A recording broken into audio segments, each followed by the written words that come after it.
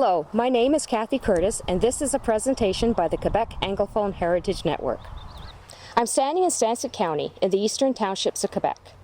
Stanstead County was mostly settled by Americans coming from Massachusetts and Vermont, with a majority coming from New Hampshire, and a scattering of people coming from other areas, including Great Britain, Ireland, Scotland, and they settled here in the late 1700s.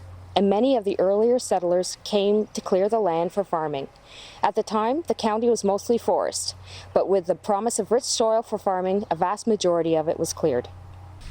Also, with many sources of water and being so close to the border was an added bonus.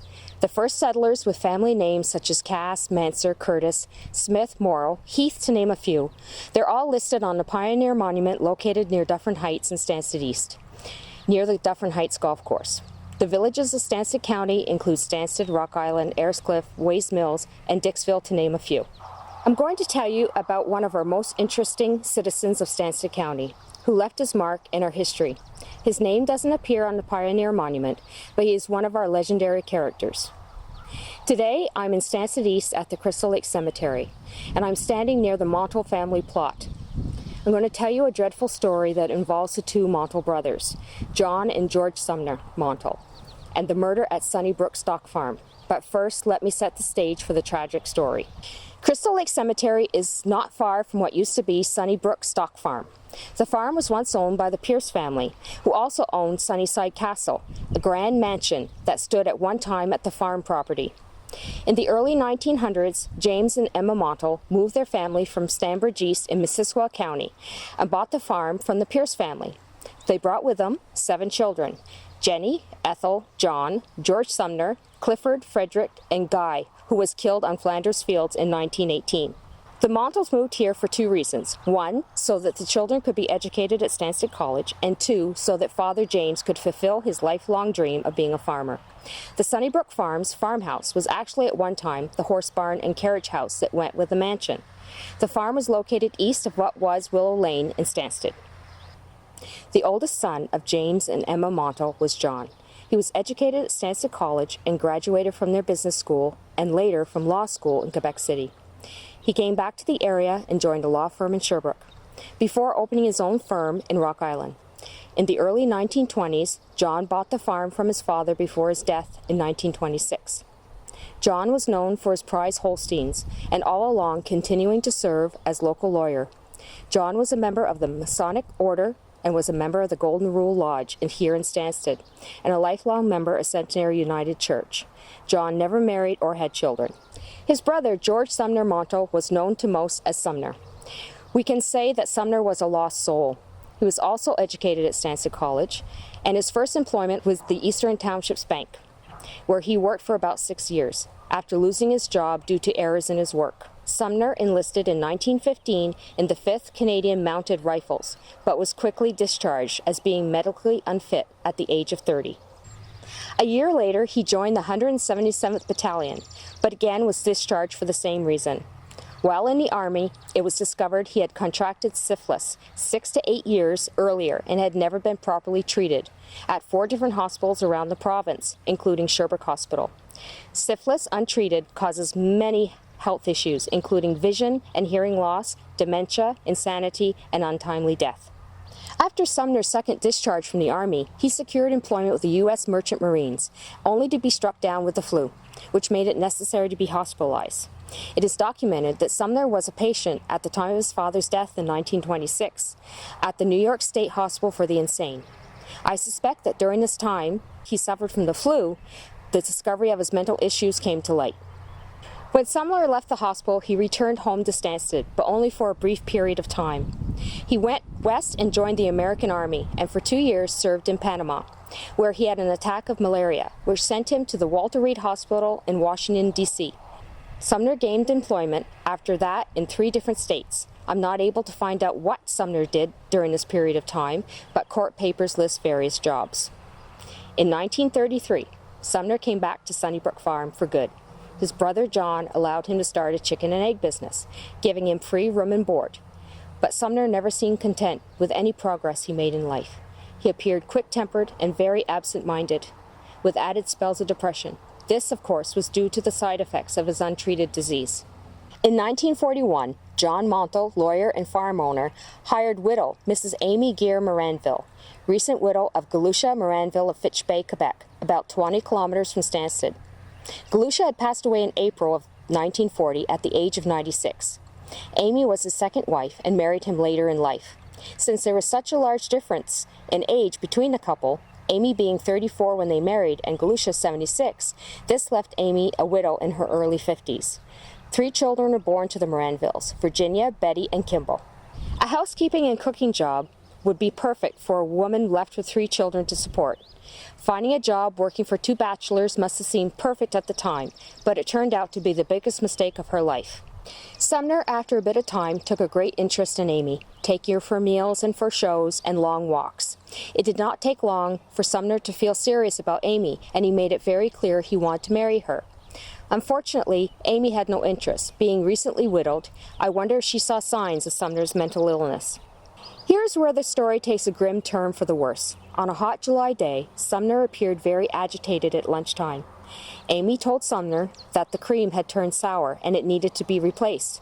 Sumner got up from the table and proceeded to take the cream from the icebox and dump it over poor Amy's head. The day did not get any better. In the early afternoon, the farmhands, who were not far from the farmhouse haying, suddenly horrible screams came from the direction of the house. A local farmer, Homer Goodsell, looked up just in time to see Sumner with a gun, beating something on the ground. The farmhands went running closer, including Kimball, Amy's son. As they got closer, they could see Sumner was beating a body. Hearing cries of the men, Sumner stopped. Kimball saw that it was his mother laying lifeless on the ground. Sumner kneeling beside her, repeating, "Poor girl, poor girl." Homer Goodsell screamed for Kimball to run and get Dr. White, who lived a short distance away. By the time Kimball reached Dr. White, he could no longer speak, and Dr. White proceeded to follow Kimball to the lifeless body of Amy on the grass. He discovered her with a gunshot wound to the head and matted and bloody hair from her crushed skull. Sumner had shot Amy and violently beat her with the butt of the gun, which lay not far from the body, broken in pieces. Somehow, Sumner made his way back into the house and retrieved a kitchen knife. And once back outside, he managed to cut his own throat. Taking him back into the house, he was stitched with 8 stitches. As it appeared, it was a superficial wound. Sumner confessed his crime, and his only worry was to have clean, fresh clothing for when they would hang him for his crime. On July 18, 1941, Amy Geer Moranville died at the hands of Sumner Montle. Amy was buried in Knowlton, Quebec, alongside her parents, Moses Geer and Jane Gibbs, leaving behind her 3 children. Unfortunately, the stones of the Geer family do not appear in the cemetery, but burial records are clear that the family is buried there, perhaps having no stones. George Sumner Montle pleaded guilty at his hearing in December 1941. After a lengthy trial with many witnesses from the village who were either at the scene or who had interactions with Sumner during his residency in Stanstead, it was deemed by the doctors testifying for the Crown that when Sumner was examined in November 1941, they arrived at the conclusion that he knew what he was doing when the murder was committed and that he knew the difference between right and wrong. They also believed that he was not presently suffering from syphilis or paresis, which is an inflammation of the brain in the later stages of syphilis, causing progressive dementia and paralysis. They did agree, however, that at the time of the crime, his mental state might have been impaired. The doctor for the defendant found, according to evidence as a result of prolonged illness, Sumner Montle appeared to have been depressed and downhearted. He seemed unable to carry on and blamed others for his misfortunes.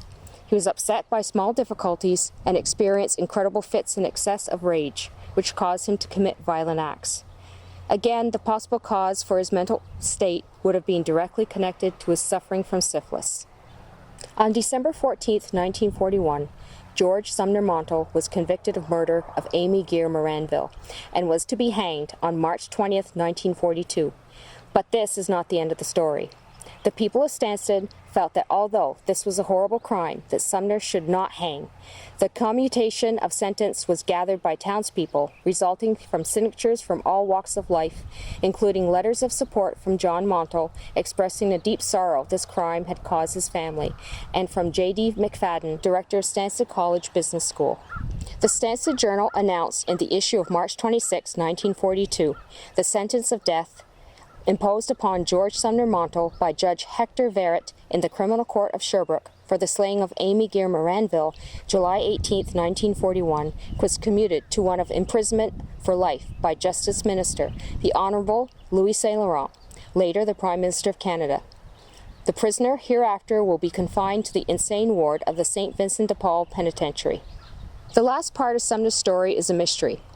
I cannot find a record of Sumner's death or his burial location, which I believe would be on the grounds of the prison in an unmarked grave. I also believe that he succumbed to the illness that plagued him his whole life. It is without a doubt that Sumner suffered all of his adult life with this horrible disease that he contracted in his early years and was left unaware until he joined the Army. Brother John Montle continued on with his law practice. I am not sure what happened to the farm. Today there is nothing there but trees where it once was. I cannot imagine living in a town where your brother murdered someone. But then again, the townspeople came together with support to help the mentally unstable Sumner. Sadly, because Sumner did not get the care he needed or the understanding of the disease and its side effects of mental illness, it cost Amy Geer Moranville her life.